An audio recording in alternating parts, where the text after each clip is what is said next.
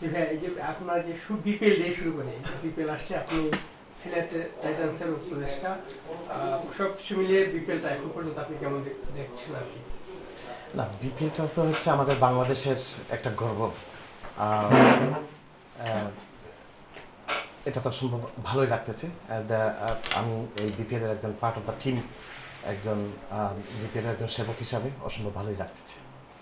আপনি এই বিকেলে এয়ারপোর্টে বলছিলেন যে বিপিএল আইপিএল গুলার সময় নাই, বিপিএল গুলার সময় নাই, সেটা যদি একটু ক্লিয়ারিফাই করেন কেন বলেছিলেন? আমি এই জিনিসটা বলছি কারণ আসলে যেভাবে ট্রেন্ডিং হচ্ছে ব্যাপারটা আসলে এটা না।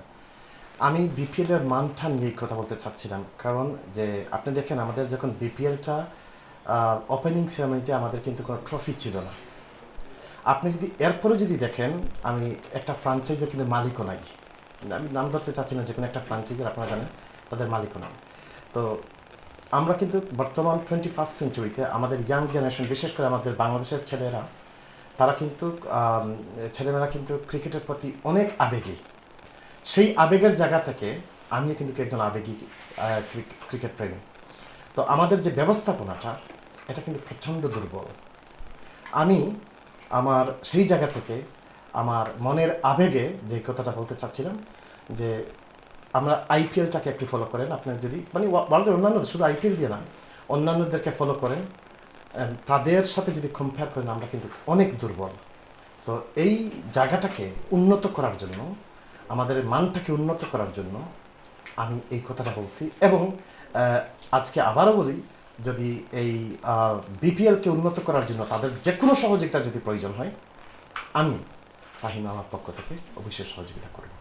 দেশের ক্রিকেটের জন্য আপনার চিন্তা ভাবনা কি করছেন, যে পার্সোনালি আপনার দেশের ক্রিকেটের জন্য কি ধরনের ভূমিকা রাখতে চান আপনার? বাংলাদেশের ক্রিকেটের প্রতি অসম্ভব আবেগ আমাদের সবার মধ্যে। ক্রিকেট মানে হচ্ছে একটা ঈদের উৎসব আমাদের দেশে। আমরা সবাই ক্রিকেটকে পছন্দ করি, এবং আমাদের বাংলাদেশে এরকম যে ওয়ার্ল্ড ফেমাস ক্রিকেট প্লেয়াররাও আছে। কিন্তু দুঃখের বিষয়টা হচ্ছে কি আমরা এটাকে খুব একটা সামনে নিয়ে যেতে পারতেছি না। আপনি যদি একটু হিস্ট্রি দেখেন, বিগত সরকারের সময়ও মানে এটা অলমোস্ট একটা সিন্ডিকেটের ভিতরেই ছিল। তো আমার কথা হচ্ছে আমরা সেই সিন্ডিকেট থেকে আমরা বাইরে আসতে হবে, এবং ক্রিকেটটাকে আমাদের একটা জাতীয় একটা সম্পত্তি হিসাবে দেখতে হবে।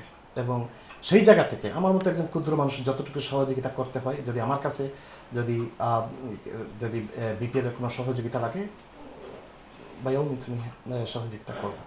এবং অবশ্যই আমি চাই এটা যেন ইন্টারন্যাশনাল স্ট্যান্ডার্ড হোক। আপাতত আমি আবারও বলতেছি, বিপিএল আমরা কিন্তু ইন্টারন্যাশনাল যে যে অন্যান্য দেশের যে টিম আছে তাদের সাথে যদি আপনি কম্পেয়ার করেন, আমরা অনেক অনেক দুর্বল। সবচেয়ে এম্বারেসিং যে জিনিসটা হচ্ছে, একজন বাংলাদেশি হিসাবে, যে আমাদের ক্রিকেটের উদ্বোধনী অনুষ্ঠানে আমাদের কিন্তু ট্রফি না। মানে এটা কি একটা এম্বারেসিং!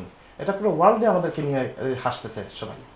তো সেই জায়গা থেকে একটু মনের কষ্ট নিয়ে কথা বলেছি। ট্রফির বিষয়টা নিয়ে যেটা বললেন, বলছিল সেদিন যে এটা হচ্ছে $25,000 একটা ট্রফি আসবে দুবাই থেকে, যেটা প্রস্তুত করতে কিছুটা সময় লাগছে। তো এটা এটা যেমন আপনি জানেন যে এরকম একটা হীরা খচিত একটা ট্রফি আসবে। তো এই এই কারণে ট্রফিটা আসতে লেট হচ্ছে। তো এইটাকে আপনি কিভাবে দেখছেন যে আমি আমার মেয়ের বয়স হচ্ছে 3 বছর, আর আমার ছেলের বয়স হচ্ছে 2 বছর। আমার মেয়ে অনেক সময় সে কান্নাকাটি করবে যে বাবা আমি এই জিনিসটা নিয়ে খেলবো, আমি যদি, এবং তখন আমরা অনেক সময় কী করি অ্যাজ এ প্যারেন্টস, আমরা তাদেরকে বুঝ দেওয়ার জন্য আমরা আরেকটা খেলা দিই, বা আমরা বলি ওটা রেডি হচ্ছে, ওটা আসতেছে, আসবে। আসলে জিনিসটা এভাবে হয়ে গেল না। এই যে আপনি বললেন দুবাই থেকে আসলো না কেন? বাংলাদেশে বিপিএল আসলো না কেন?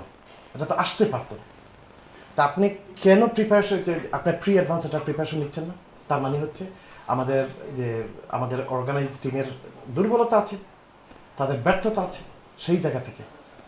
এখন আপনি যদি এখন বিপিএলকে আইপিএল, আইপিএলকে বিপিএল নিয়ে যদি যে ট্রোলটা হচ্ছে, এটা ট্রোল করতেই পারে মানুষ, কারণ আমরা ক্রিকেট প্রেমী, এবং সেই জায়গা থেকে মানুষ এটাকে নিয়ে ট্রোল করতে পারে।